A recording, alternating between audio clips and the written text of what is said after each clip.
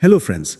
In today's video, we are going to talk about something that doesn't just affect America's economy, but the entire world's economic system, and that is US tariffs. The term might sound a bit complex, but I'll explain it in the simplest way possible. What tariffs are, why the government imposes them, and most importantly, who actually ends up paying the price? The government, the companies, or ordinary people? So, let's begin. Imagine the US imports mobile phones from China. Now, if the US government imposes a 25% tariff on those imported phones, that means American companies will have to pay 25% more to buy them. In simple terms, a tariff is basically a kind of tax imposed on foreign goods so that domestic products can stay competitive in the market. At first, this might sound like a smart move. Foreign goods get expensive, the government earns money, and local businesses benefit. But the real story isn't that simple. Because at the end of the day, who bears the extra cost? Yes, you guessed it right. The consumers, the ordinary people. Let's say you live in the US and you want to buy a new Chinese phone. Earlier it cost $800, but after the tariff the price jumps to $1,000. The company doesn't want to reduce its profit margin, so that extra $200 comes out of your pocket. So technically, the government may be taxing China, but in reality, American consumers are paying for it. And that's where the question arises. Who really pays the price? One major purpose behind tariffs is to protect domestic industries. The government wants local companies to grow, to produce more, and not lose out to foreign competitors. That sounds noble. It can boost local jobs and protect domestic industries. But the problem starts when those very companies rely on importing raw materials from abroad, like steel or electronic components to make cars or gadgets.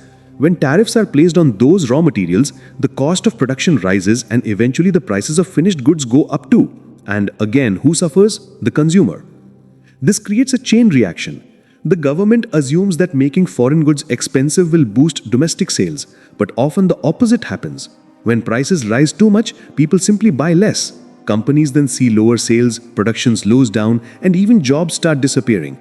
The very people the government wanted to protect end up getting hurt. Now let's look at the global impact. Tariffs aren't just a local issue, they're a form of economic warfare. For instance, when the US imposes tariffs on China, China responds with tariffs on US goods. This tit-for-tat policy leads to higher prices in both the countries, reduced trade, and disruptions in global supply chains. Smaller countries that depend on these two big economies often get caught in the crossfire. Think about it. If your electronics are coming from China to the US, countries like Vietnam or Mexico might get the opportunity to fill the gap. But that transition takes time. Meanwhile, prices in American stores keep climbing. Consumers get frustrated, and the pressure mounts on the government. Another important point is that tariffs can weaken a country's competitive spirit. If domestic industries are constantly protected from foreign competition, they may become complacent. They might think foreign goods are expensive, so our sales are safe. Over time, they lose the drive to innovate or improve quality. In the long run, that's dangerous even for the domestic economy. Now you might wonder, if tariffs create so many problems, why do governments still impose them? There are a few key reasons. First, political. Governments want to show their citizens that they're protecting local jobs and industries. Second, economic. Tariffs bring in revenue for the government.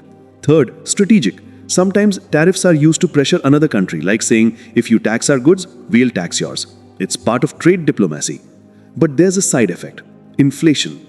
When goods become more expensive because of tariffs, the overall cost of living rises. Food, clothes, electronics, household items, everything becomes a bit more expensive. The government might want to protect industries, but ordinary people end up struggling with higher daily expenses. Remember the 2020 trade war under the Trump administration? The US imposed massive tariffs on Chinese goods to make America great again, aiming to bring manufacturing jobs back to the US. But in reality, many companies simply shifted production to other Asian countries like Vietnam, Indonesia, or Mexico instead of returning to America. Jobs didn't increase much, but prices did, and again, ordinary people paid the price. So is there an alternative? Yes. Many economists believe in free trade, where countries specialize in what they are best at and trade freely. This leads to lower prices, better quality, and maximum benefit for consumers. However, it's not without risks. Smaller local industries might struggle to survive against global competition. That's why experts suggest smart tariffs. Selective tariffs only in strategic sectors like defense or national security where protection is truly necessary. Let's take a real example. Suppose the US imposes tariffs on Chinese solar panels to protect its local solar industry. But at the same time, America wants to promote clean energy. If tariffs make solar panels expensive, fewer American households can afford them and the green energy mission slows down. So on one hand there's protection, but on the other there's loss. That's the dilemma of tariff policy. So whenever you hear that one country has imposed tariffs on another, remember it's not just an economic game between governments. It directly affects millions of people's wallets, livelihoods and futures. The true cost of US tariffs is ultimately paid by ordinary people, either through higher prices, fewer job opportunities or increased inflation. So friends, that's all for today's video. I hope now you understand that while tariffs may sound patriotic and protective, they're actually a complex economic equation. Governments, corporations and citizens, everyone plays a part in it. But in the end, only one group truly bears the cost: we, the people.